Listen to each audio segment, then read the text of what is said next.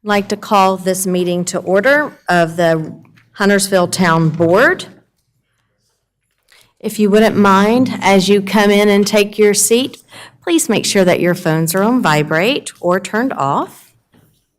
I'd like to thank you all for joining us this evening. And as folks are coming in, over the weekend, our country has experienced yet another multiple tragedies across our country. And as we go into our moment of silence this evening, and I would like to ask all of us to take a moment and keep the victims and their families of the mass shootings that occurred in your prayers and your thoughts. And if you will please join me for a moment of silence.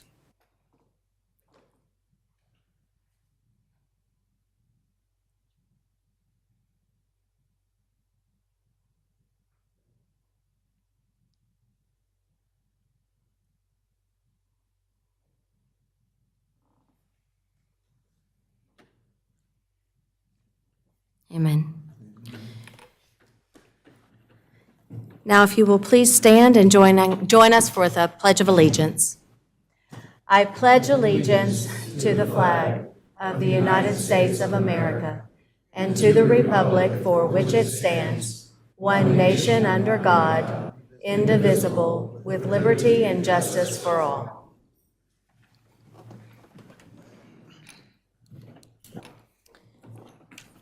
We will now move to staff questions. Does anyone on the board have a question for staff this evening? Commissioner Boone. I do. We had two presentations a couple weeks ago representing the League of Municipalities. We asked them for the matrix and how they charge the town of Huntersville $30,000 to join it. I haven't heard anything back from them. I don't know if anybody else has. And also, we asked the Katz gentleman if he had a number of riders that come out of Huntersville going into Charlotte. I haven't heard anything back from those. I just want to know if anybody else had. Yeah, I'll follow up with that. Bobby, can you make sure you're around? We'll follow up with those. Hopefully we'll have the Katz answer later this week, and I'll circle back on the league answer. And Commissioner Boone, you said CAT's ridership, correct? Is that of the village rider or holistically all of our line, all of the lines? The number of riders that are coming out of the CAT stations that they have. The park and rides? Right.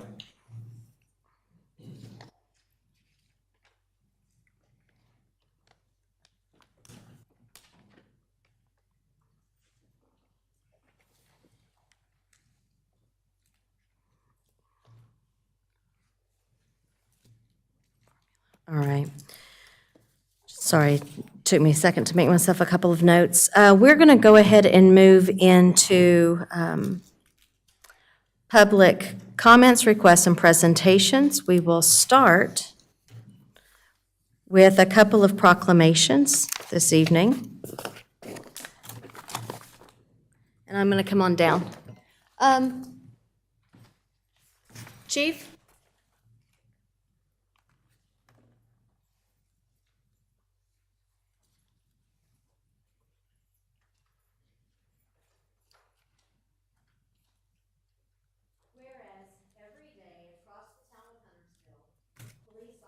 Bravely and courageously risk their well-being to protect and serve our community and preserve the peace and order to which every citizen is entitled.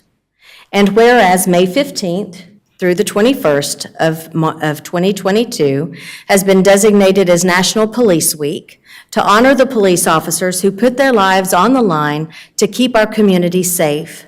And whereas the Huntersville Police Department consists of 102 full-time sworn police officers and 15 law enforcement support staff, the police department is responsible for 24-hour community-wide law enforcement and responds to all requests for emergency services.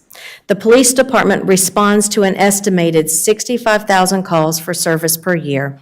And whereas the members of the Huntersville Police Department are dedicated to ensuring public safety and enhancing the quality of life in the town of Huntersville by serving as leaders and mentors, educating the community about the importance of public safety, and whereas we appreciate the extraordinary efforts and sacrifices made by our officers and their family members daily to protect our schools, workplaces, roadways, and homes. Now, therefore, I, Melinda Bells, Mayor of the Town of Huntersville, North Carolina, do hereby proclaim May the 15th through the 21st of 2022 as National Police Week in the Town of Huntersville, and on behalf of the Huntersville Board of Commissioners, do hereby honor and thank all of the police officers in the Town of Huntersville during this week, and commend those officers for their willingness and dedication to protect and serve our community. Thank you, sir.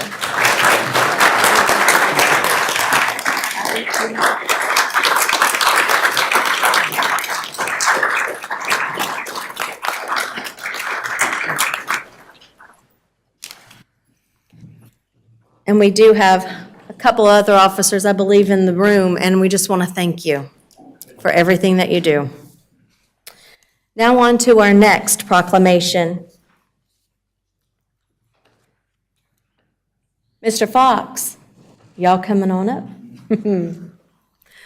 Whereas public works professionals focus on infrastructure, facilities, and services that are of vital importance to sustainable and resilient communities and to the public health, high quality of life, and well-being of the people of Huntersville.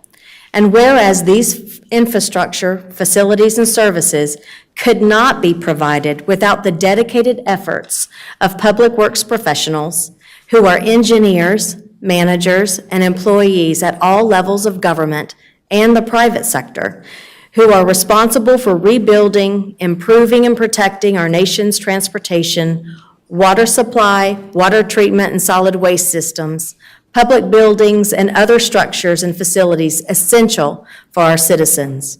And whereas it is in the public interest for the citizens, civic leaders, and children in Huntersville to gain knowledge of and to maintain a progressive interest and understanding of the importance of public works and public works programs in their respective communities. And whereas the year 2022 marks the 62nd annual National Public Works Week sponsored by the American Public Works Association. Now therefore, I, Melinda Bales, Mayor of the Town of Huntersville, do hereby proclaim May 15th through the 21st as National Public Works Week in Huntersville and urge all citizens to join with representatives of the American Public Works Association and government agencies in activities, events, and ceremonies designed to pay tribute to our public works professionals, engineers, managers, and employees, and to recognize the substantial contributions they make to protecting our national health, safety, and quality of life. Thank you, sirs.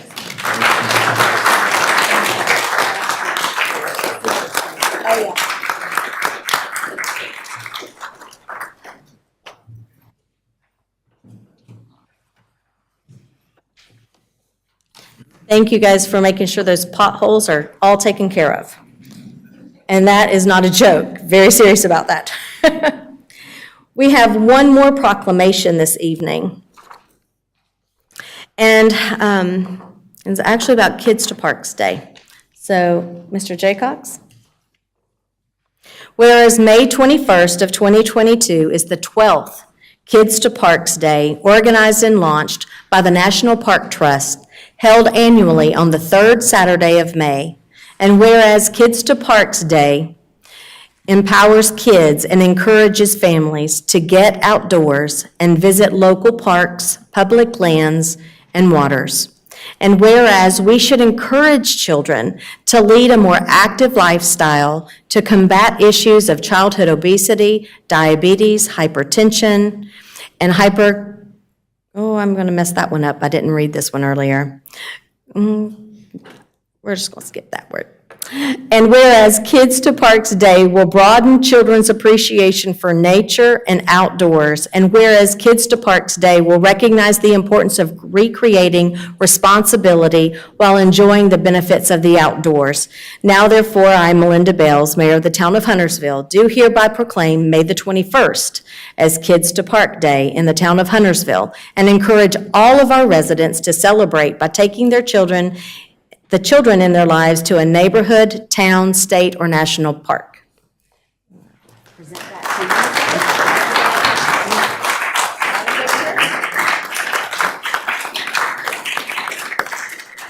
Now, Michael, before we move on, my understanding is that Huntersville is going to have a QR Day for Kids to Park Day scavenger hunt. That's correct? That's correct. And so is everything on the website? Yes, on the website. Everything is on the website and on social media. So check out this flyer, folks. You can scan the QR code to get the riddles for the scavenger hunt. There's 2 to 3 riddles per park. You find the object, place in the park that answers each riddle, take a picture, and then download all of those pictures from the parks to the album, right, on Facebook.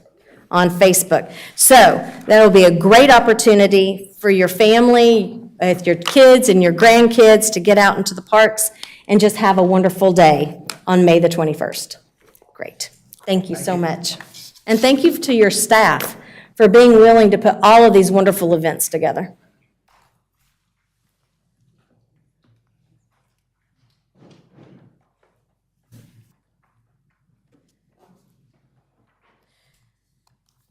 So now we're going to move to item 6D, and it's the non-discrimination ordinance discussion. We'll turn this over to Commissioners Munger and Phillips. Do you have a presentation? I do. You have that ready? Yeah, thank you. So just want to give it's a brief PowerPoint presentation. There's actually only 8 slides to it. I'm going to kind of run through it. There will be a Q&A at the end, so if we can hold questions until that point, that would be fabulous. I'll have a couple people make some comments along the way.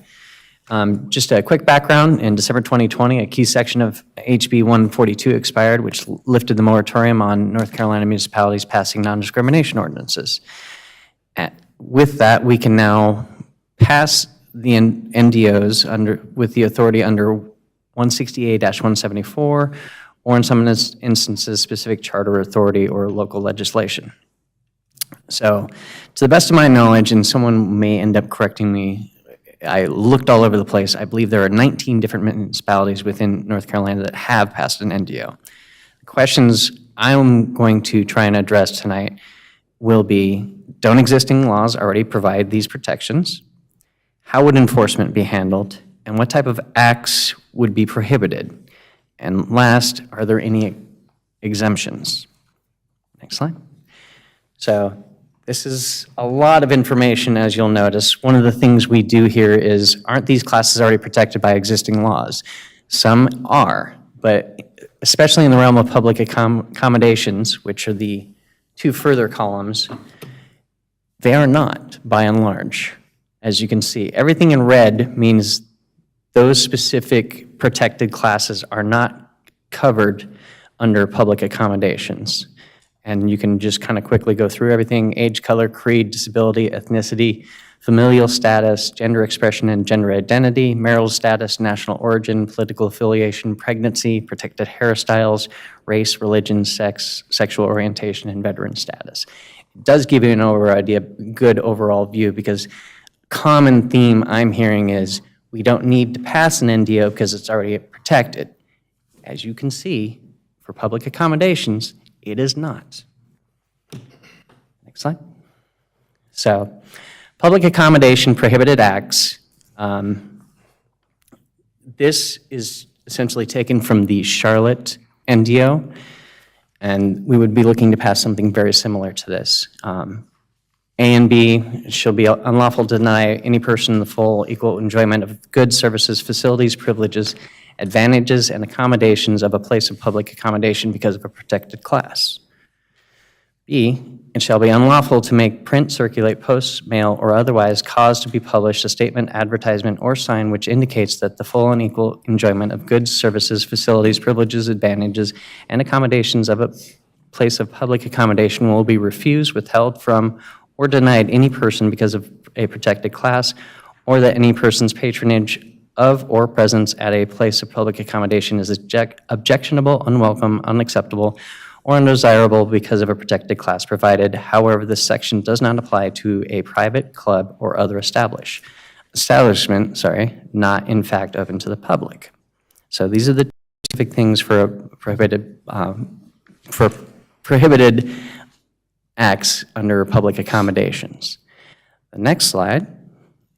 This is the existing process that the City of Charlotte uses. They use what's called a Community Relations Committee, and we are fortunate enough to have the Executive Director of the Community Relations Committee, Willie Ratchford. Mr. Ratchford, if you could just kind of walk us through this process, I'm going to turn it over to you at this time. Thank you, Mr. Munger, and Mayor and other commission members. Thank you for the opportunity to come and talk about the process for receiving and investigating complaints of discrimination under the Charlotte NDO.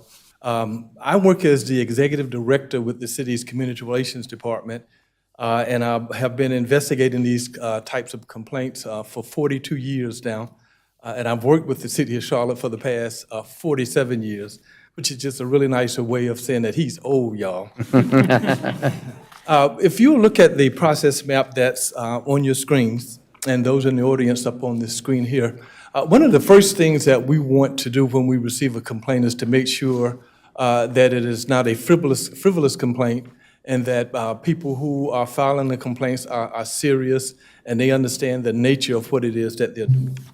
And so before we will actually receive a complaint, we need to make sure that that complaint is jurisdictional. And the questions up on the left-hand side of your presentations, we have 5 questions here which we ask. If the answer to all 5 of those questions is yes, then more likely than not, we have jurisdiction and we can open and receive that complaint. However, if the answer to any of the 5 questions is no, then that more likely than not, that complaint is not jurisdictional and we would not receive it. So we want to make sure that the complainant or the person who is actually filing the complaint has standing to file.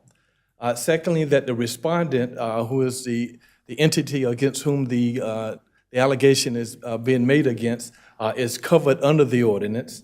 And so, for instance, when Commissioner Lance was reading earlier, he mentioned that it does not cover private businesses. So if someone filed a complaint against a private entity, we could not receive that complaint because it's not necessarily a place of public accommodation. Now, in this instance, we have that as an employment-related transaction is covered under the city ordinance. One of the things that's different with the city ordinance and what you all are considering is that the city's non-discrimination ordinance, in addition to covering public accommodations, it also covers employment discrimination. But employment discrimination and public accommodation complaints are investigated just the same. The subject matter is covered under the ordinance, and then the complaint has to be timely filed. If you're going to allege a complaint under the NDO to our office, you have a 180-day statute of limitations. And so we would want to know the date that the incident actually happened, and if it's more than 180 days, then at that point, we determine that it's not jurisdictional and we cannot receive it. Again, we want to make sure no one is filing frivolous complaints and that they are in fact serious when they file the complaints. If they are successful in filing the complaint, if you look over to the far right, again, has to be filed within 180 days. After they file with us, we will actually open a business case within 5 days. And the case is considered to be received when I, as the director, sign off on the necessary forms that have been completed. Within 10 days of my signing off on it and assigning it to an investigator, we will mail an interrogatory and questionnaire and notice of complaint to the respondent. And the complainant has two choices. They can respond to the questionnaire that we've sent, or they can engage in conciliation. If we are able to conciliate the matter successfully with the respondent prior to the investigation, we then have the ability to close the complaint administratively without a finding of fact, and it's done. And then we also have 100 business days to actually complete our investigations. If you look at the more colorful graphics here down the middle, once an investigator completes his or her investigation of the complaint, they would submit it to me as a director, and I have to review it and make a determination as to whether I think, based on that investigation, discrimination has or has not occurred. If I feel that it has not occurred, we would make what's called a no-cause finding, and we would close the complaint out at that point. If I determine that it is a cause finding, which means that the evidence that we have gathered in the case leads us to believe that there was some disparate treatment of an individual because of their protected status, then we would make what's called a cause finding. By ordinance or by law, after a cause finding is made, we are required to attempt conciliation again. If we're successful, then we can close the complaint out at that point. If we're not successful, then we would set up a public hearing. We go into the public hearing, and the officers in the public hearing will determine whether the investigation of the Community Relations Committee staff was sufficient to sustain a cause finding or not. If they decide not, then it's no cause at that point, and we would close the complaint out again. If they determine that it is, then we again would attempt conciliation. And if that conciliation is unsuccessful, we would then refer the matter to the city attorney's office for appropriate action. And that is a quick review of the manner in which we investigate. And I guess at the end, I'll answer any questions that you all might have. Absolutely. And just want to make 2 points of clarification at this point. The town of Davidson is actively working on the possibility of using Charlotte's Community Relations Committee. Yes. My understanding is the proposed fee for that would be $2,500 per case, or is that accurate? Well, yes and no. We have been having conversations with the town of Davidson about the possibility of our staff investigating their complaints. We did not propose that fee. They offered that fee, and it sounded very attractive, so I said yes. Okay, excellent. Sure. I'd just like to ask the question while we're on this subject here. At the bottom of the investigation, the city attorney's office for appropriate action. what other action now can the city attorney impose on this particular respondent? That will be determined by the city attorney. Is it criminal or is it It is not civil? criminal. It's all civil? matters, yeah. Civil matters, okay, Yes. thank you. Okay. And the only other question I had, my understanding as, at this point, your year-to-date, the number of complaints you've actually had filed are 2? No. There has been some misinformation about that. Thank you. We have a total of 9 complaints received at this point since January. We got a question the other week about the number of complaints that we had received in which a member of the LGBTQIA plus community had filed a complaint, and there are 2 of those. However, the total number of complaints under the Non-Discrimination Ordinance at this point is 9. And we expect that to go up dramatically in the coming months because we've started a very aggressive public education and information campaign to inform folks of their rights. And as people learn of the protections that they have, they will start to, those complaints will come in at a more regular basis, on a more regular basis. Perfect. All right. Did you have something real quick? Just wanted to see if anyone else had questions for him at this point. There will be Q&A We at the end as opened well. it. Sure, yeah, that's We fine. opened it up. Okay. Okay. Thank you. Thank you so much. And next slide. Okay. And on employment prohibited acts, which Mr. Ratchford also referred to, one of the things we're looking at doing here is we have the possibility of putting this to the CRC, or we can also switch it up and be able to use the existing Equal Employment Opportunity Commission, the EEOC, and I'm going to let our town attorney, Ms. Loop, kind of address how we are looking at swapping A and B on this, if that's okay. Yes, so in some preliminary conversations, when I was first reviewing the Charlotte NDO language, I noticed that one of the options they had was stating that in lieu of the Community Relations Department investigating if they felt that there was a more appropriate agency, such as the EEOC, that had jurisdiction over the claim, that they could, in their discretion, send it to the EEOC first. My suggestion would be that if this town board does choose to move forward and adopt or direct staff to draft an ordinance for consideration, I would suggest that if there is a more appropriate agency identified, that it always go to that agency first rather than to the Community Relations Department. Thank you. So go ahead and go to the next slide. NDO exemptions, a common refrain is that I have heard is this would put undue burdens on religious organizations.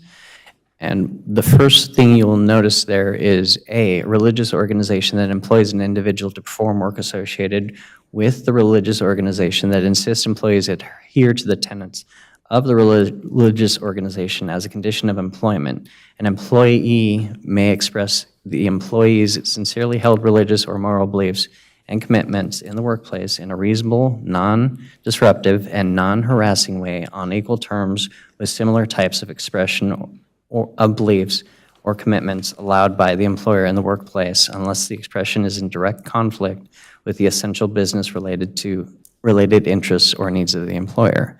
So there are specific exemptions, and I understand the need for these. So we're open to the possibility of certain exemptions, and these are the ones that we actually have listed. And again, this is taken from the Charlotte Non-Discrimination Ordinance. Next slide. And the last one, real quick, this is just transportation-related prohibited acts. No for-hire company or for-hire vehicle owner and/or for-hire driver shall refuse or neglect to transport any person on the basis of a protected class as that term is defined in Chapter 12 of the Charlotte Non-Discrimination Ordinance. And last one. And now, before I do open it up for questions, I'd like to introduce two people in the audience. Mr. Kyle Lubke, he was, you could probably describe it better than me, but you were one of the people that helped draft the original Charlotte Non-Discrimination Ordinance. And I also have Tarek, I always kill your first name, I'm sorry. Tarek Bakari, he is a Charlotte City Council member who actively worked on passing the Charlotte NDO as well. So between the three people here, they should be able to address most of the questions, and if we have questions that go unanswered, I will hunt them down and find an answer for you. So, open to questions. Commissioner Kovacs? I wanted to clarify, is it just private clubs that this would not pertain to, or also private businesses? Please. I need an attorney.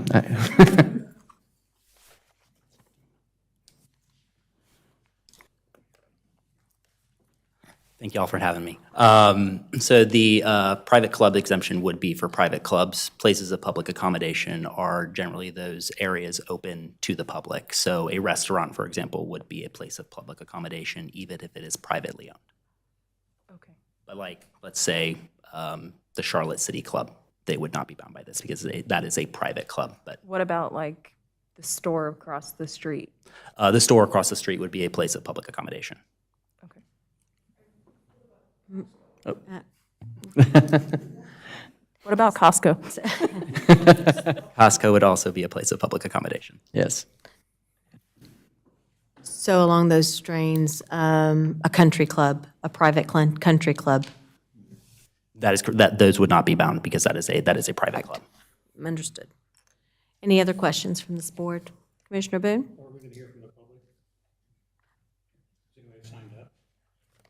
Let's see here.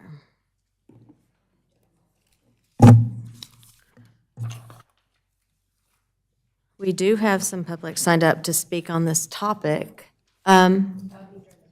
Correct. That is correct. So we will open it up after the presentation and after this board's discussion. We will move to public comments. Anyone else? Questions? Commissioner Boone? Yes, I have a question. I really don't know who will answer it. I heard a number of 9 cases in Charlotte so far and more pending. Are you aware of any documented cases from the town of Huntersville? No, we have not, I am not aware of any documented cases from the town of Huntersville. Okay, do you think that if this ordinance passes, do you think it would help or hinder local businesses? I think it would help local businesses. If you are in the business of discriminating against people because of their protected status, it might hinder what you're doing. But if you're in the business of treating people fairly and making sure that everyone, regardless of their identity or their protected status, have access, then it would actually increase business, I believe. So if I'm a business owner and somebody brought a case against me and it was approved along the process, I would be responsible for hiring an attorney and getting litigation, and there would be a cost to that business, correct?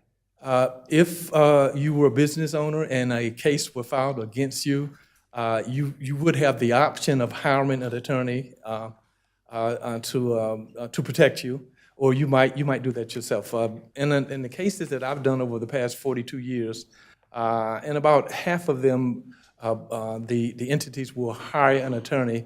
In the other half, they handle it themselves. Okay, I will hold the rest of my questions to after we hear the public. Thank you. Any other questions?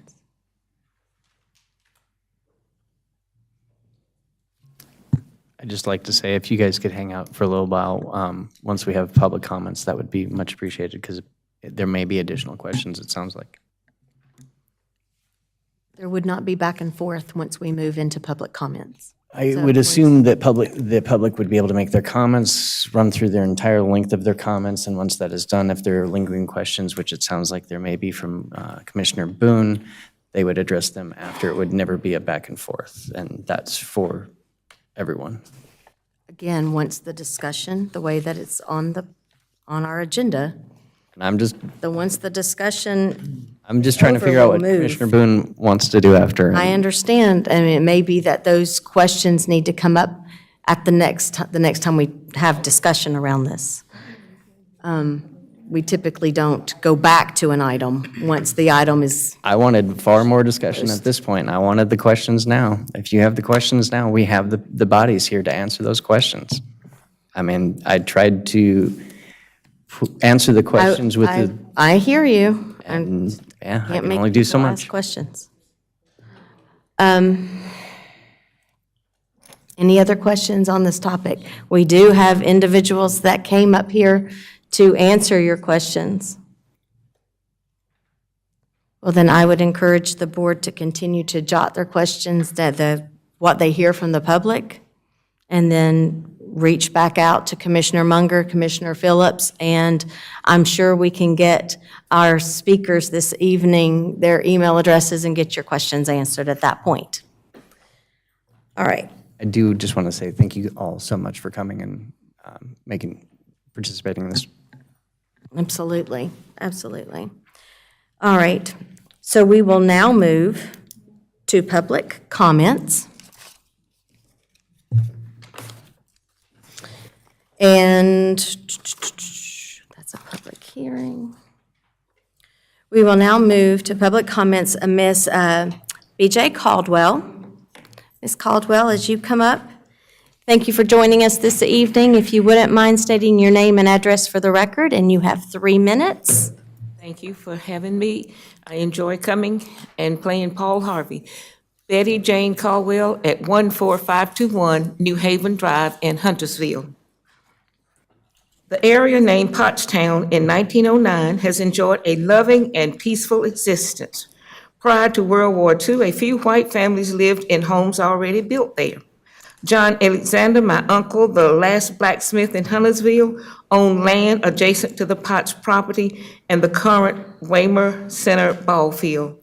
This was after the Civil War, and they got along without incidents. Sprinkled throughout the Pottstown and East Huntersville communities are families that live peaceably with each other. At times, there were disagreements among some family members, but never were there any issues with racial conflicts, even during the time of the Civil Rights Movement in the 1960s. In the new millennium, with the building of expensive homes in Vermilion, change came quickly to Pottstown. Adjacent to a modern urban development, our rural working-class homes with no street infrastructure or sidewalks automatically made ours look inferior and out of place to the new homeowners. For some, it may be just an issue just to drive through our area to get to their homes. Pottstown residents have always felt safe and secure once they crossed the railroad tracks. It was our special place for descendants of the enslaved. That feeling was taken away on Saturday, May 7, 2022, around 8:45 p.m. when a road rage incident occurred at the corner of Highway 115 and Holbrooks Road. A white male in a white work truck with lock panels on each side drew a gun on 4 of my family members as they sat posed to turn left onto Holbrook Road. They were not shot, but were in shock and shaken up. The police were called and a report made and given to me. To obtain any information the police may have uncovered if they checked the cameras at Gilead Road and Highway 115, our family would need to hire an attorney to view a copy of their findings. As a result, we are not aware of any efforts to look for the perpetrator. Hearing the news of another young man hunting down and mass killing 10 Black people in New York was disturbing. In my mind, this was an unthinkable act. But American people, there are individuals filled with hate, and killing innocent people is a favorite pastime. Wake up.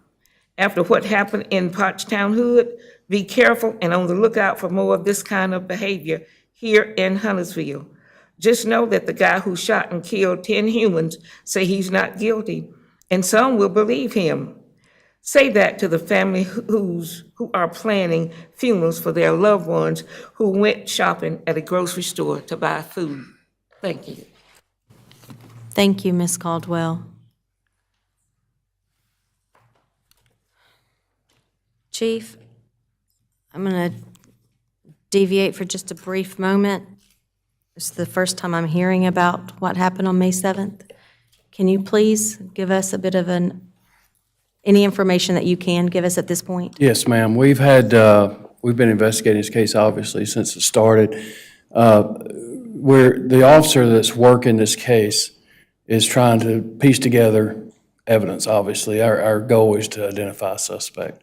We have not been able to do that. Our cameras, they don't read tag numbers. Sometimes we get lucky if the conditions are right and we can see a tag number, but it was at night, it was rainy, and I don't anticipate they've gotten that from the cameras yet. So he's still working on that angle of it.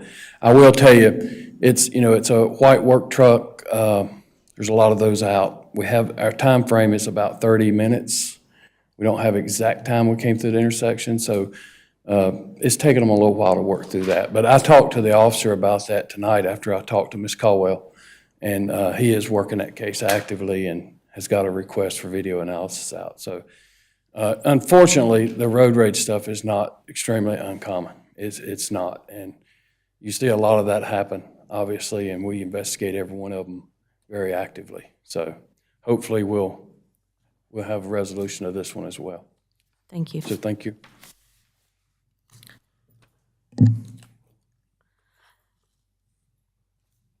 Al Medino, thank you for coming. If you wouldn't mind, as you come up, state your name, your address for the record, and you have 3 minutes. My name is Al Medino. I live at 8218 Corstar Place in Breckenridge, and I'm here to address the David Kinney Farm Road cut-through. I know there's been a lot of discussion. I know that obviously that has to be voted on to see if it's going to stay in the budget or not, and we had done an impromptu survey with the neighborhood, and 85% of the people were against it. And we do understand that eventually is going to have to go through. If it can be tabled for a while until 73 gets underway, that for us would be ideal, because David Kinney Road's a narrow 2-lane road. I don't know if any of you have been down there. I know Stephen Trott has been down there. It has no lights, no sidewalks, and no speed humps at all. And it's built 35 years ago, so it's an extremely narrow road, and there's a blind curve on that road. And there was, actually, I understand there was an accident last week involving a school bus on that road too, because it's so narrow. And the speeding issue in there is really getting to be out of control. We were asked what safety features we would need when we attended a board meeting that discussed David Kinney for the cut-through. We were given the impression that those particular issues that we wanted were, or we were requesting, were speed humps to slow that traffic down, especially if it opens up into Burkdale. It's going to increase traffic tremendously through there. The speed humps, the sidewalk, and lights for safety, because there are no lights on that street at all. And then when I talked to Ian Fowler, he said that it's not going to be a part of the whole package. It's going to be separate issues that have to be voted on by the board. So we would like those issues taken into consideration. Also, we've been on the sidewalk list. I've been a resident in there for 20 years, and we've been on the sidewalk list for over 15 years. We haven't had any progress on that issue either. We failed the traffic calming study twice. That was 3 years ago. I've got a letter from Stephen Trott with his recommendations to put in a phase 2 to put in the speed humps to slow traffic down, and nothing's been done. If this particular project does get shelved and we put it off for several years down the road or whatever it might be, we're requesting that if we can at least get the speed humps in there to slow the traffic down. Now, we've called the police, and they've gone to talk to the people, but the neighbors themselves, I mean, we're stopping trucks and we're stopping neighbors that are flying through that neighborhood, and it's really getting out of control. So we need some help as a community. And basically, that's why I'm here, just to ask if that project does get delayed, if we can at least get some help with that speeding issue that's going on in the community. And I guess it's the only thing we're looking for is if the cut through and when it does go through, we're just looking for safety for the community. That's our top priority. Thank you so much for coming this evening. Thank you. The next person who's signed up to speak is Dennis Golden.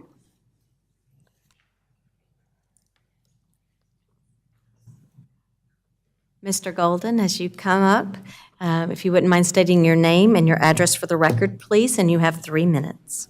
Honorable Mayor, Commissioners, my name is Dennis Golden. I live at 13420 Fremington Road, and I am a very fortunate and proud citizen of Huntersville. We purchased property here in 1997, built a house in 98, but we moved here in 2014 when I finally retired after 25 years as a Vice President for Student Affairs at 3 different universities and as a university president for 20 years. So the kind of considerations that Mr. Munger and others are speaking about are not new to me. But I do have some questions as a citizen of this community. To what degree right now, here in the town of Huntersville, do we have a pressing need for this particular ordinance to be organized and established? What changed recently? I know, Mr. Munger, you said about the state government saying, when did that happen, sir? To allow the towns to do it? It's just your time to speak. Excuse me, I apologize.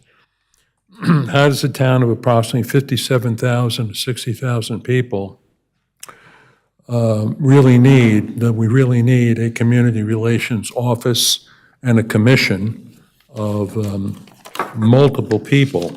And to what degree will that cost the city for those people to be assigned or welcomed aboard to be on that commission? Regarding the Community Relations Committee Conciliation Division, who is accountable to, and how will the town identify appointees to that commission? What are the criteria and qualifications needed for people to serve on that type of very important commission? I think that needs to be carefully looked at.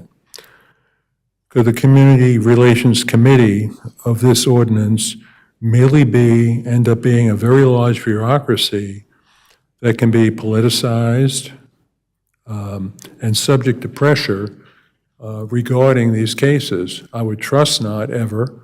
I don't get that sense necessarily from the presentation that was made by our distinguished guest here this evening, but I certainly am careful about those kinds of considerations because I've been through those things many times. In sum, I thank you for the opportunity to speak. I hope we'll get answers to those questions. Thank you very much. Thank you, sir. The next individual who has signed up to speak is Joe, I believe I'm reading it correctly, Gragg? Yes, ma'am. I did it, all right. Thank you for joining us this evening. If you wouldn't mind stating your name and address for the record, and you have 3 minutes. Yes, ma'am. My name is Joe Gragg. My address is 17428 Invermere Avenue here in Huntersville. And I'd like to thank you for the opportunity to come forward and speak and talk about the 6D ordinance.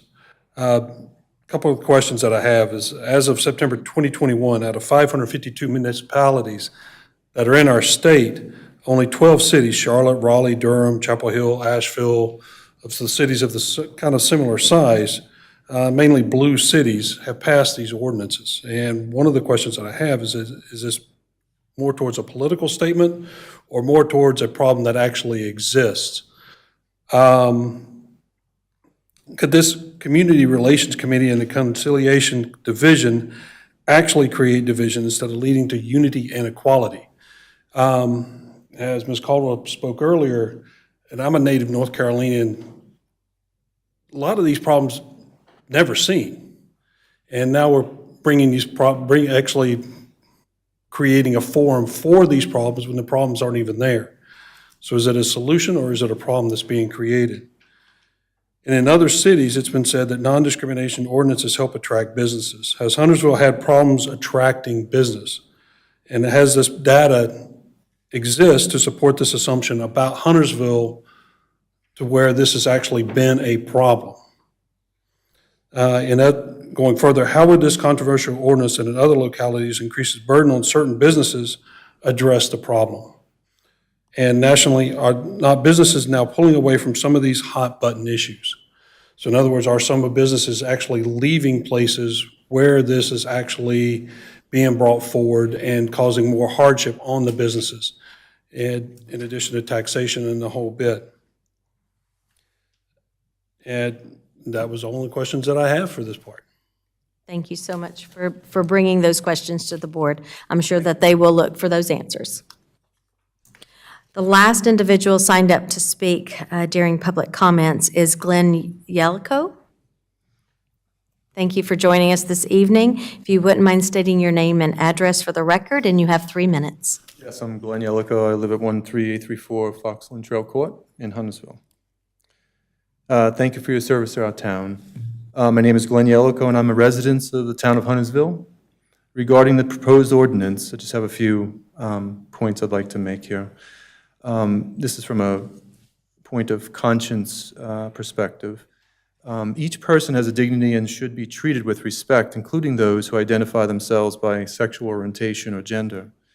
My faith teaches that discrimination should be overcome as it is against God's will.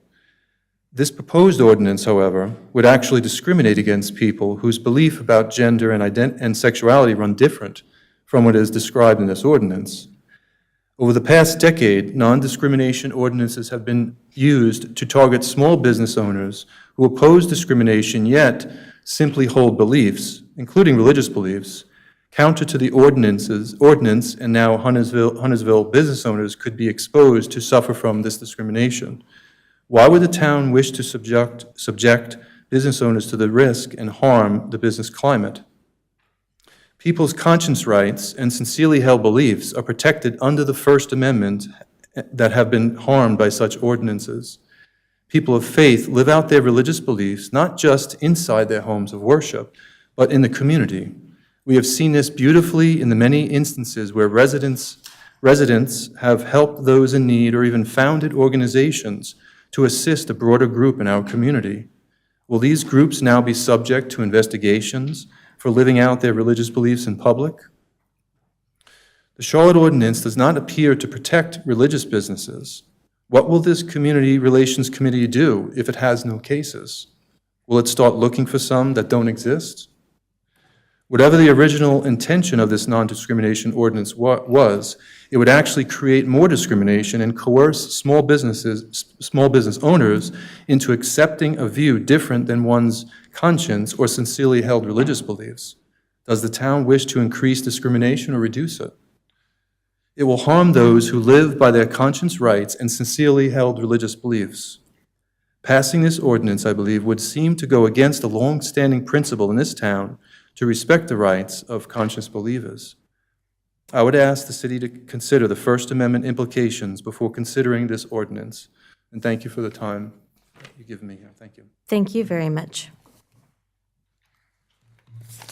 Madam Mayor, I made a mistake. Yes? I had meant to allow Tarek to speak. I was wondering if it would be possible to allow him to speak during the public comments at this point. I will allow it. Thank you. This evening. If you wouldn't mind. Coming up.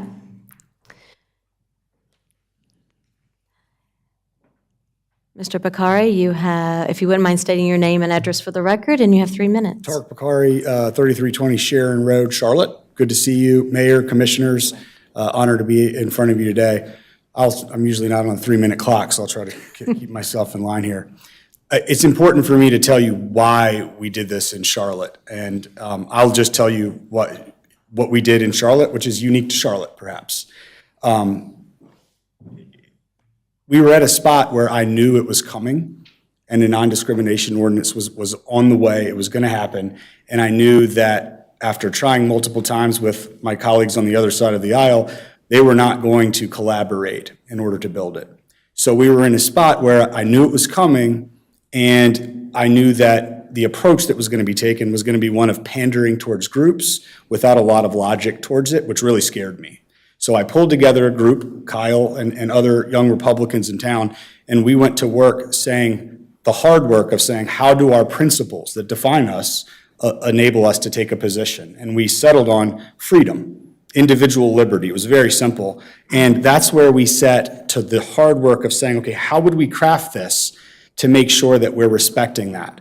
And we did an approach based on expressive behavior in the business world where if you are a small business that bakes cakes, I am infringing on your individual liberty and freedom if I ask you to bake a cake that you don't believe in because you're doing an expressive act of behavior. However, if you are a business that has a standard menu and you're just having people come in and order off that menu, well, you're infringing on my individual liberty by saying, I don't like the way you look, you can't come in here. Same with housing. I can't say you can't rent this apartment that's the same for everyone, but I can say I'm an interior decorator that's not going to do that for you because I don't believe in that. So we took this scalpel approach, making sure that it was always centered around not putting someone in a position where you're infringing on my rights, making me believe or endorse something over there. And by doing this proactively, we were able to take our principles in a manner that made a lot of sense. And I worked with the faith community, I worked with Raleigh and others to say, do you guys buy this? Because we can take the lead in a city like Charlotte. And that's where at the end of the day, I think you guys, if you're interested, could take it even steps further and make it stronger. I tried to convince my colleagues to say political affiliation. Do we believe all discrimination is bad? Therefore, if I'm a Republican and my boss finds out that I'm a Republican on the weekend and fires me because of that, is that okay? They did not agree that discrimination wasn't okay, but the point of the matter is we should be against all discrimination. And you can see by the counts, just as we expected, this is not a high volume thing. It was something, though, where we knew it was coming and we could put something that made more sense in place by being proactive. So hopefully that gives you a little context on why we did it and the reasoning there. Thank you all. Thank you very much. So we will now move in our agenda to agenda changes. Are there any agenda changes this evening? Seeing none, is there a motion on the floor to adopt the agenda? Motion to approve the agenda. Second. There's a motion, there is a second. All those in favor? Any opposed? Seeing none, we will now move to consent agenda. Motion to approve the consent agenda. Second. We have a motion and we have a second. All those in favor? Any opposed? Seeing none, we will now move to our public hearing. Conduct public hearing to receive comments on the proposed budget for fiscal year 2023. Mr. Roberts? I know everybody showed up for this tonight, I'm sure. Mayor and Board, I know you've probably heard most of this presentation quite a few times. And Bobby or Kim, you can kind of click along, but hold on for 1 second. So a lot of this you'll see tonight is exactly what you've seen before. A few changes since the May 11th, so I'll just kind of skim through this. And if the board needs another workshop between now and the actual adoption, which we have slated for the first meeting in June, obviously we'll have more workshops. But what you have before you is a balanced budget. Following the May 11th budget workshop, with some of the sort of consensus of the board, there was an increase of roughly, and I'm going to do round numbers, roughly $217,000. The general fund is roughly $61 million. The enterprise funds, which includes electric and HFFA, electric funds roughly $30.7 million, and the HFFA is roughly $3.6 million. Special revenue funds is $3.4 million, which includes transportation reserve, commerce station, and land development, which is a total budget of $98.9 million. Go ahead, Bobby.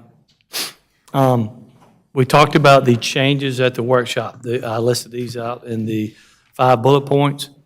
If you recall, the board directed staff to move David Kinney Farm funding. We had some funding in FY23 and 24. We have shifted that funding to FY26. We will finish up David Kinney Farm and get it to a right-of-way stage, and then we'll set it on the shelf until after 73, figure out what's going on with 73, and then bring that back and see what the board wants to do. So that has shifted the CIP from FY23 to FY26. One of the projects that moved forward was the splash pad. which is at $425,000. That moved forward from FY '24 to FY '23. Now, one of the things we looked at in those, that funding of that project, we looked at may need a bathroom, et cetera, with a splash pad. Don't think this is enough money for that. However, I think Michael J. Cox, Parks and Rec Director, has some savings that will probably pull forward out of one of the lighting projects that we may be able to put towards this project. So we need to do some more homework and make sure we get what that dollar amount will be and whether we can just pull those funding forward. If you recall, in the manager's recommended budget, the raise that was proposed was originally 6% COLA, 1% merit. The board said, hey, we would like to do 5% COLA, 4% merit. That was sort of the four hands. And if you add that, obviously, if I'm just looking at raise 7% to 9%, is an additional 2%, which is $360,000. Then the additional change was to the fire department hourly rate of pay. Original manager's recommended budget, that is what the fire department requested, was adding $1 an hour to the existing pay. The board said let's add another $1.50 on top of that, which is a total of $2.50 an hour. That increases by $430,000, and then remove commissioners from the HFA supplement, then other miscellaneous changes. From a revenue standpoint, our total assessed value is $10.7 billion. The tax rate stays the same. This has been consistent for prior 3 years. 1 penny on our tax rate generates $1.04 million. Solid waste fee increase of an additional $17 would take us to $126 annually, which would pay for approximately 55% of the solid waste collection. There are no changes to the vehicle fee or stormwater fee. Personnel expenditures are pretty much the same from a position standpoint. 14 new positions, 4 related to victims advocate, 3 related to SROs, a captain and a PD and a fleet service coordinator, and then engineering technician, IT help desk, and transportation planner, and converting 2 part-time park and rec positions to 1 full-time program leader, and add a recreational superintendent. I just talked about the COLA and the merit, and we're doing a board pay increase. Hasn't been done in over 10 years, and we'd be increasing by the CPI in the future. Next slide. From an operating standpoint, operating debt expenditures, fire department contribution increase, that has gone up. The reason for that is the $2.50 per hour instead of the $1 per hour. Increase in motor fuels, which you've seen before, equipment and new trucks. Solid waste additional costs related to taking on new homes and fuel surcharges, et cetera. The external agency funding increase from previous year of roughly $71,000. This is the various nonprofit agencies, Ada Jenkins, et cetera. From a debt standpoint, there are no new debt service payments funded in FY '23, and total debt service is actually decreasing by $240,000. Next slide. General fund departmental capital expenditures. We need to, if we continue to stay in this building, walk around, you'll see brown spots in the ceiling. We got to do some roof repairs, restroom renovations. Don't lean on the bathroom stall, you may fall on the floor. So we need to do some repairs there. Multiple vehicles in the police department. Security fencing around the property that we added at Siegel Street at a Public Works. Parks and Rec vehicle replacements from a car to ADA bus. Pile bill replacements from a salt spreader to mowing tractors to a street sweeper for stormwater. Next slide. The only real change here in the general fund major capital is what you see highlighted in yellow, which I talked about earlier, is a splash pad to move from FY '24 to '23. Remember, the dollar amounts you see in here are not the total price for these projects. It's the dollar amount that's in FY '23. So just be aware of that. Most of these projects, unless it's a small project like a turn lane or maybe a Waymo Park improvements, those are one-year projects, but a lot of these projects carry over into multiple fiscal years. Next slide. Transportation reserve and other funds. We will fund previously issued debt on Highway 73. Some of the transportation reserve improvements Recall, we use transportation reserve funds specifically for transportation projects, is Siegel Street and 4th Street. And remember, this is funding in FY23. Definitely not the amount that will pay for the entire project. Gibson Park Drive Phase 2, Patterson Road Extension, and no other major changes from the May 2nd manager recommended 2 other funds. Next slide. From electric fund, the revenue side, no rate changes in FY23. We're looking to do another rate class study. And then we're issuing $2.5 million debt for a new substation to tie our systems together and for new houses and take on new load. From an expense standpoint, we will have the cost of service study that will continue to look at our rates so the board can look at that each fiscal year to determine how we need to do our rate structure. From electric capital increases again by $464,000, largely due to new substation expenses. Next slide, please. HFFA is pretty much flat. Membership revenue is budgeted to decline slightly. From an expense standpoint, there's some small capital stuff that we need to continue to look at, pool heaters, boiler, and diving equipment. You will see, I think, in the consent agenda, there was a budget amendment that we need to do some short-term fixes to the air filtration system, but we also need to look at a long-term solution for the air filtration system, which is in multiple millions of dollars that we'll need to look at and bring back to this board. Next slide. ARPA funding. I know we've talked about ARPA funding quite a bit. My first portion of those funds came in with roughly $17 million, but the first portion of the 4.8 came in. We have received roughly 2.4 of that. We'll see the next 2.4 soon. And then as far as what we're doing with that is we're doing some planning for the police salaries for FY23, and then that'll return to normal levels in FY24. Next slide. As far as the FY23 budget, next steps, if we need additional workshops, then we need to line that up pretty quick. As far as the budget document, it's 200 pages. If you read all 200 pages, you're a better man than me. Manager's message, what I would tell you to do is focus on the manager's message. That'll give you a thorough summary of that 200-page document. There's also detail of contract services at the end of that document.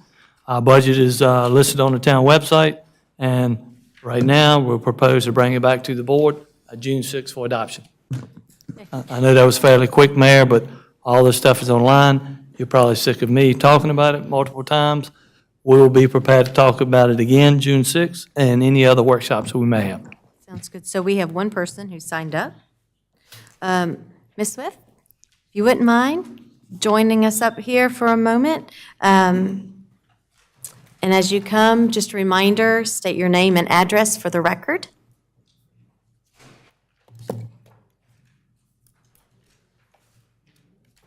And if real quick, I'm sorry, I've signed up wrong, so Kidwell, if you can make the announcement about Saturday, I'm sorry. My name is Rachel Swift, and I reside at 13021 Central Avenue in Huntersville. Tonight, I just wanted to address the board real quick about the budget and the Waymore Park and the upgrades that I spoke to my son and about 15 other kids that spend most of their time between my house and the park every day. I would have brought them today, but they were at the park. So they were really excited to hear that you guys want to upgrade the park and wanted to provide you with some of their input. They would like monkey bars, a bigger area, stuff to climb on, to change the floors from the wood chips to something rubber, bigger slides and swings, and a splash pad. And, you know, for everybody that doesn't know, in Pottstown, where I live at, there is no pool. The community is elderly, and a lot of the kids are being watched by their family members over the summer. And the access to something like a small splash pad would really impact that community. And they were really happy about it. And I also encourage that when the development starts, reach out to me, come sit down with the kids. I guarantee you I can get 20 kids to provide input for you guys and to look at plans. And please just include them and the rest of the Pottstown community when you're building, redoing the Waymore Park. Thank you. Thank you. Commissioner Kovacs? So I was at the meeting, but via phone, which was slightly a disservice to myself and the rest of you, I think. So I just wanted to get clarification. I know we talked about the raises, and we talked about COLA and merit. Is what we decided upon merit across the board, or is that the highest it can go, and it's up to manager discretion based off of a rubric or something along those lines? So the merit, if it stays at 4%, that's an average. So let's say 4% merit, each 1% is $180,000.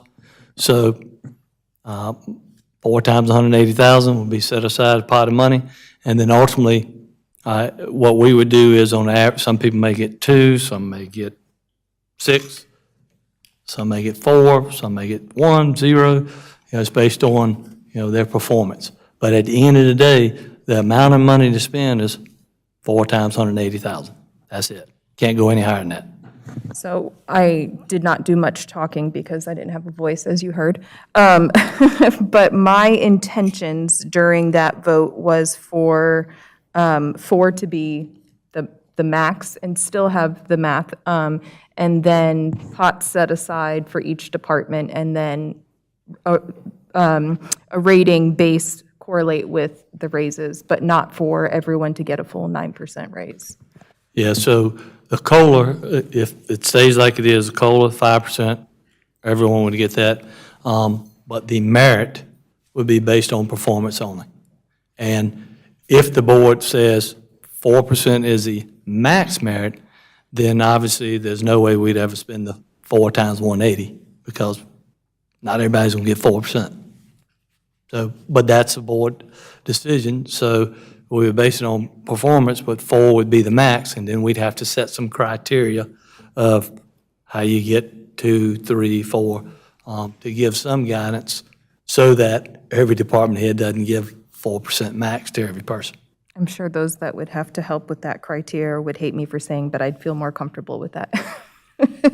I also wanted to ask about David Kinney Farms. I know we're going to shelve it, but we're going to get it to a stopping point. Does that stopping point happen to include sidewalks as our guest? So on the David Kinney Farm project, it would just get it to right-of-way stage, and then it would set up on the shelf. And I may get Stephen up to talk details. I haven't seen the plan. So if David Kinney Farm wants streetlights now, that's something we can address now. So they don't have to wait. If there's an HOA, that they want streetlights, we will look at that, see where the streetlights are and see the distance and where the appropriate place to put streetlights, and then we will contact, is Energy United or Duke out there? I can't. We'd have to look, the street lighting request process is totally separate from Right. projects. We can add them additional as part of projects, but the street light request process is independent of that. And then as far as sidewalks, our sidewalks right now is not included in that project, that what I heard? Yeah, sidewalks along the length of David Kinney Farm is not currently included in that project. The only thing included in that project right now is the intersection and the roundabout right there. So he stated, Mr. Medino stated that they received information that they should get traffic calming, and they have not. Has that, after the speed studies and whatnot? So the neighborhood went through the traffic calming process, and there was a public hearing, and then it came to time for the board to make a decision. The board at that time decided to hold on making a decision at all. Because of the main project? Connection. So again, the town board decided to hold on making a decision, yes or no, at that time. Okay, so to reinstate that process, would they have to do the whole study again, or could they go back to a It'd be up public to the hearing? board to decide what they would like to do. And No direction has been given to staff on next steps, timeline, or anything, so. And Well, just we're if not my memory serves, I think there was the conversation kind of went from that past board was to look at installing those once the connection was made. Since it's a dead-end street currently, to make sure that the infrastructure would be put in at that later date once the connection was made. From where I sat, my memory was once the roundabout or whatever at that point, we didn't know whether it was going to be a four-way stop or a roundabout. Once the connection was made, then the next steps would be to upfit David Kinney with the sidewalks and the speed humps, et cetera, because at that point, then it would be a through street. I mean, even if it's not a through street, it could still be pretty dangerous. Well, I would like us to think about holding the public hearing again or deciding what we need to do. Don't know that we need a public hearing again since the study was already done. Just need like a strong Unless vote. staff recommends a, I'm here for it. Mr. Roberts? Why don't we, because I'll need to pull it back out, why don't we pull it out, and then what we can do is if Stevenson email what's happened, it qualifies, it doesn't qualify, and if it qualifies, we can lay out a plan to bring it back to the board if that's what the board wants to do, and make that happen. Get it on the agenda for the next meeting. I know it's a big one. I don't see why we can't, we just need to pull it out and see what, whether it qualifies, doesn't qualify. Stephen may already know. I remember the board pushed it out, waiting on the connection, but yes, we can look at that, and if so, we'll put it on the next agenda. Awesome, thank you. Sorry, one last one, I promise, last one. The roof. I know we'll be approving that for the new fiscal year, and we had put town hall on hold. Is it until June, if I recall? Yeah, so The idea of town hall? there is no funding in here in FY23. I have to look at it. So I know some folks, I saw some public comment about we're funding town hall in FY23. No, unless the board tells us to, but we are bringing back in June, I think at the next meeting, we got to look back at my calendar to kind of tell you where we are. Obviously, as you know, we've purchased some additional land. So the goal was to come back to you and I'll let you know we have that land and sort of seek some direction on where we move forward. But as of right now, there is no funding in FY23 for town hall. Awesome, okay, I just wanted to make sure that we weren't going to do a new roof and then all of a sudden decide to demolish the building or something. I didn't want us to use the funds before we made a decision on what we were. Yeah, we would definitely make sure we make some, if the board says hold off, we're not doing a new town hall for years, then yes, we would probably move forward. But if the board said, let's move in a different direction, I put MJ up top and he can slap down some tar on the roof and we'll be good. Awesome, thank you. Yes, ma'am. Commissioner Boone?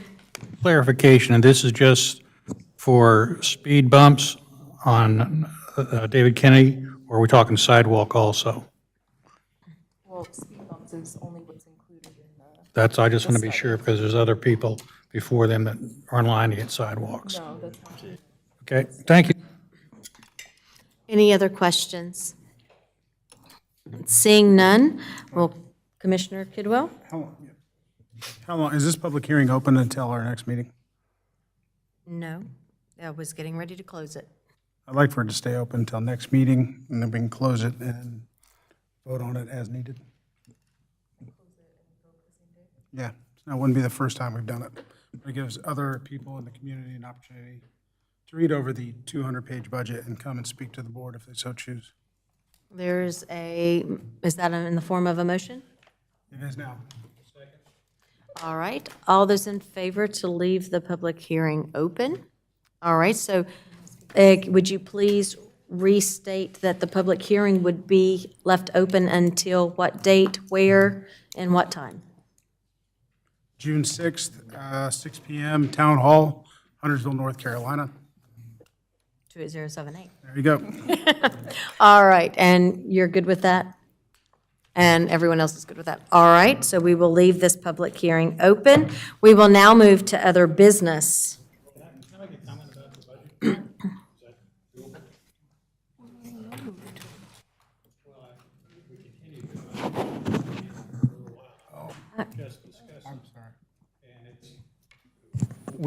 And if we could have the page back, the very first page of your presentation, thank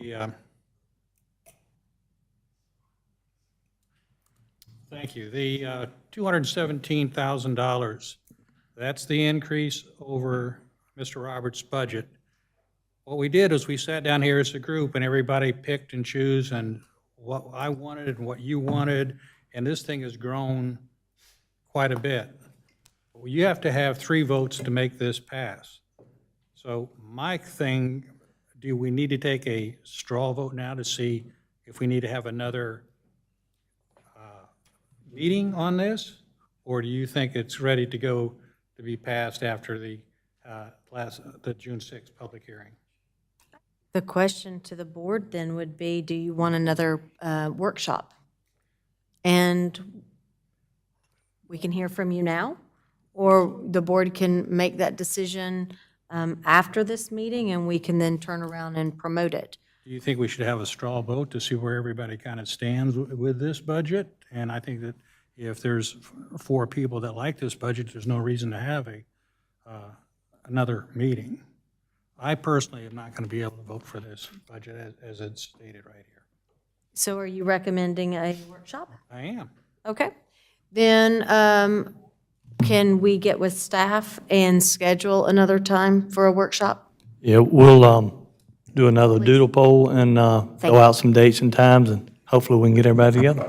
Thank you. We're planning on doing that prior to June 6th? That would be the goal, yes. Good luck. So, I won't be there. Thank you.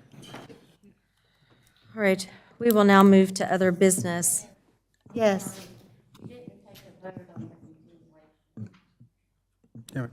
Yes.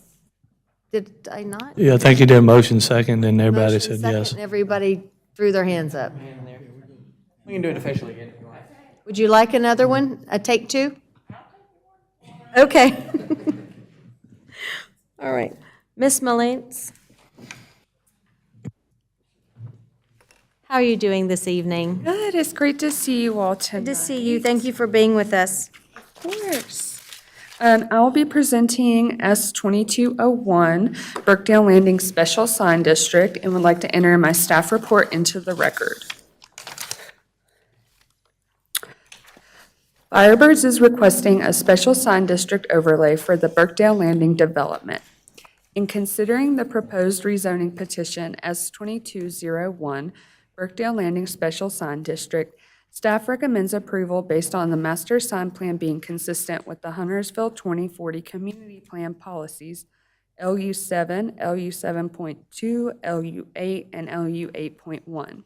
It is reasonable and in the public interest to approve the special sign district because it is consistent with the greater flexibility in form, style, and design desired by the 2040 Community Plan.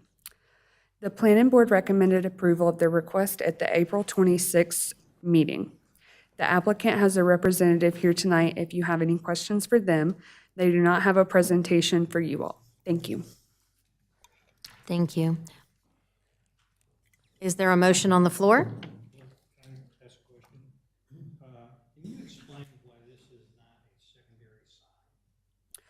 So it is not a secondary sign. We think of it as a secondary sign, but we could not classify it as a secondary sign because the parking lot sign is already considered a secondary sign, and they don't have enough allowance left. They have maybe 7 square feet left for secondary signage, and they want like 30, 40 square foot. So we had to make an additional category. Thank you. I'd like to make a motion then.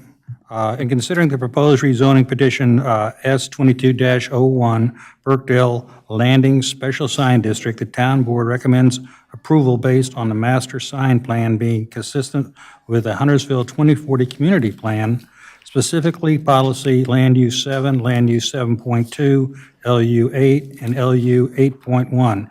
It is reasonable and in the public interest to approve the special sign districts because it is consistent with the greater flexibility, form, style, and design desired by the 2040 Community Plan. Is there a second? Thank you, Commissioner Partee. All those in favor? Any opposed? Seeing none, motion carries.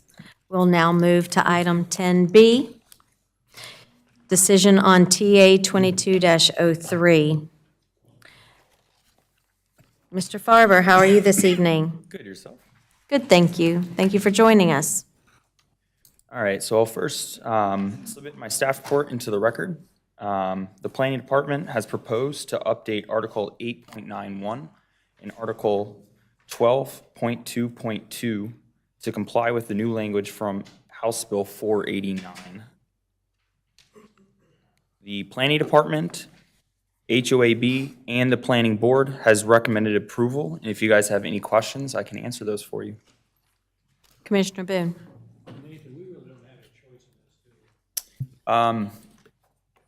No. No. Is there a motion on the floor? Mayor Commissioner? Bales, I'd like to make a motion. In considering the proposed amendment TA 22-03, the town board recommends approval based on the amendment being consistent with policy T4 of the 2040 Huntersville Community Plan. It is reasonable and in the public interest to amend the zoning ordinance that improves the necessity to maintain land development relations in compliance with the state statute 160A-306, building setback line, which was amended with the passing of House Bill 489. Second. There's a motion and a second. Thank you, Commissioner Munger. All those in favor? Any opposed? Seeing none, motion carries. We'll now move to item 10C. Mr. Farber, you're still up here. This one's yours as well. Okay, and I will submit my staff report into the record. Where did it go? Okay.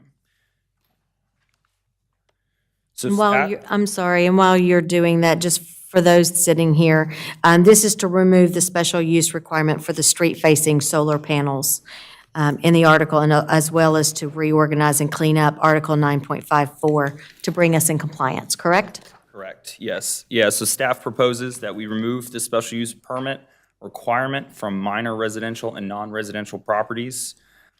We've worked closely with the town attorneys, and the text amendment format has evolved, though the substance has remained the same. If adopted, the use table in Article 3 will be modified to match the proposed changes in this text amendment.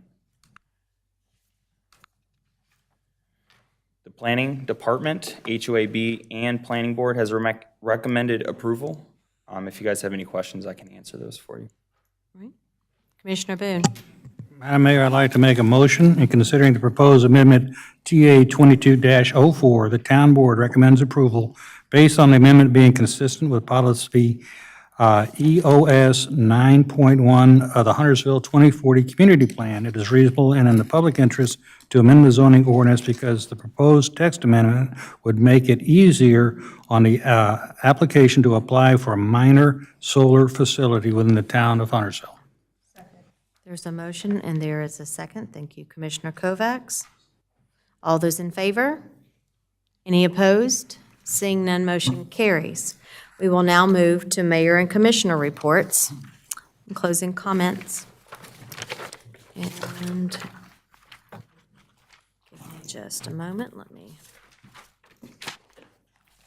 So I have a couple of things. First of all, and Mr. Jaycox, I do not see him, but I just wanted to commend staff on the farmers market. The second opening was on Saturday, and I had the opportunity to be there and talk with the various vendors and residents that were filtering through the market. And just a great opportunity for small business and small farms to be able to come and bring their wares for our citizens, and an opportunity for our citizens to get out and participate in just such a wonderful market. And so I wanted to commend staff on that. I also wanted to share a couple of other things. The Lake Norman EDC, in my report, they currently have 45 projects. 22 of those are right here in Huntersville.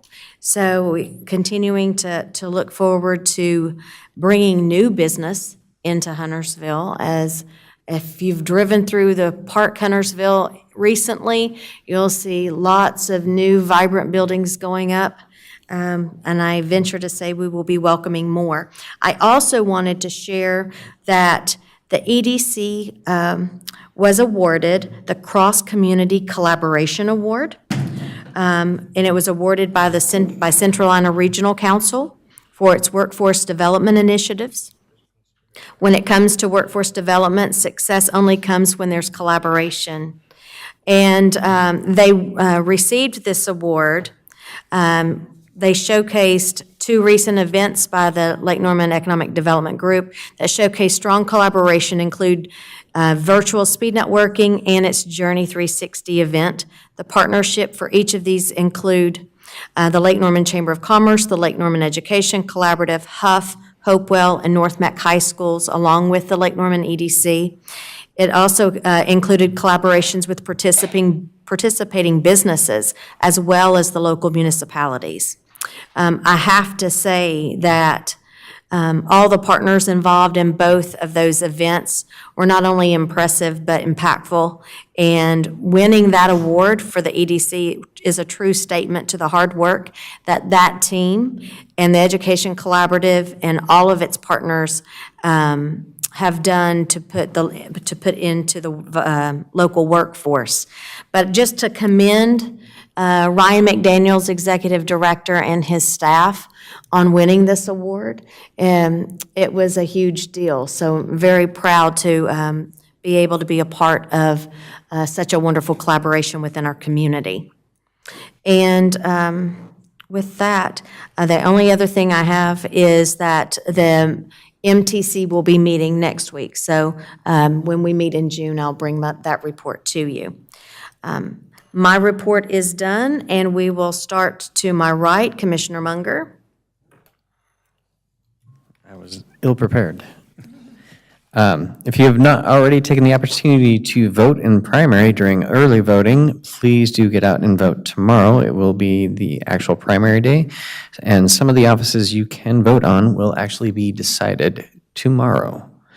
So get out there and vote. Last Wednesday, May 11th, the Public Arts Commission held their meeting, which due to the budget workshop, I was unable to attend. However, I would like to pass along this message that came out of that meeting. The Sculpt Tour was approved for the Electricity's Smart Communities Grant for $5,000. This was shared with the Public Arts Commission last week, and they will begin finalizing the RFP for the sculptures and looking at locations along the downtown greenway for placement. We plan to try to secure a sponsor for another $5,000 for the project, or 3 at $1,700 each. And as always, if you have the opportunity to give, please consider supporting our local nonprofits. Thank you. Thank you, Commissioner Munger. Commissioner Partee. Thank you, Mayor Bales. Before I start, I just want to recognize my family who is sitting in the audience today. I want to recognize my youngest son, Trace Partee, who's home from Virginia Union University. I'm proud of him. He's my last to get out of the house. And also my cousins who just moved down recently from Philadelphia to Cornelius, James and Deborah Bisco. Thank you for coming tonight. So to start my report, I just want to give a heads up on upcoming commission meetings. That's Trailways, Green and Trail and Bikeways Commission will be meeting virtually May 17th at 6:30 to 8 p.m. Parks and Recreation will be meeting this May 18th, this Wednesday, from 6:30 to 8 p.m. at Bradford Park. Also, the David Waymer Center Gym at 1408 Holbrook Road, Huntersville, will be having lessons on learning African dance for the Juneteenth community performance. Lessons are every Saturday from 2 to 2:30 p.m. The lessons are free to all ages. And as always, I would always advocate for gun safety. The police department has gun locks, which you can obtain, and you can also contact me, and I will get those locks for you. Let's be child safe. And finally, I want to bring awareness to the nonprofit organization named Cool Kids Clubhouse in honor of Dan Jensen, located here in Huntersville. Cool Kids House is devoted to improving the quality of life for pediatric cancer patients. Check out their website, and if you can, please donate. Thank you, Mayor. Thank you. Commissioner Phillips. For Visit Lake Norman, the Lake Norman Summer Lacrosse Classic will be held at Berry Park this weekend, May 21st through the 22nd for the first time. This marks the first time the youth lacrosse tournament has been held in Huntersville. The Lake Norman Fall Lacrosse Classic was held at Berry Park for the first time this past November and had 24 travel teams from 5 states. For Ada Jenkins, the food pantry is finally back to in-person shopping in the storefront. Due to COVID protocols, shopping have been drive-up only. Drive-up is still an option. Please check the Ada Jenkins website and social media to see what items are needed for the food pantry. That's all I have. Good. Commissioner Kidwell? Thank you, Madam Mayor. CRTPO will be meeting this Wednesday. Looking forward to that meeting. It's in person and/or it's a hybrid meeting, so it's either in person or via Zoom. I will be there in person. And then also, just want to let everybody know that the North Mecklenburg Move Makers will be looking for volunteers this Friday in the Pottstown area of Huntersville, May 21st, 9 a.m. to 2 p.m. It's for a litter cleanup, all around, just working in the community to help clean it up. Town of Huntersville and Waste Management's provided some dumpsters for us. So if you have a truck and you have some time, come on out Saturday. We'll be there from 9 a.m. to 2 p.m. For more information, please email nmecmovemakers@yahoo.com. Rachel, who spoke on the budget earlier, will be happy to get you more information to be out there. Thank you. Thank you. Commissioner Kovacs? First, I wanted to say, good job, Parks and Rec, on the success of Adult Recess. I heard it was so much fun, and I was just living through my friends that got to go. So I hope more events like that are going to be happening for adults. My updates, the Huntersville Chamber, the board's currently working over the next 3 weeks or so to define roles and figure out how to move forward after the tragic loss of our fearless leader. So I will be able to provide more information about upcoming events once all of that is figured out. And the Lake Norman Chamber, Thursday, May 19th, from 4:30 to 7, the Chamber will host a business after hours at Heinz Feet Farm in Huntersville. There'll be hors d'oeuvres, beverages, tours, and networking. Friday, May 20th, from 8:30 to 9:30, the Chamber will be hosting North Carolina Senator Mike Lee. You can contact the Chamber for virtual access. And then later on Friday, from 12 to 1:15, the Chamber will host Senator Tom Tillis at North Stone Country Club. It's $30 for members, $40 for non-members, and you just RSVP with the Chamber. That's all I got. Thank you. Commissioner Boone? Yeah, my report will be very quick. First of all, this little man right here has done very well tonight. He's been as quiet as a church mouse back there. Emerson, good job. Wave to everybody. The fire department does not have a report tonight, but I would like to say to everybody in the community who is graduating from some type of institution, congratulations, job well done. It's a big stepping stone for everybody, whether you're in kindergarten or college. That's my report. Thank you, Commissioner Boone. Any closing comments? Seeing none, is there a motion? Second. All those in favor? All right. Good night, everyone.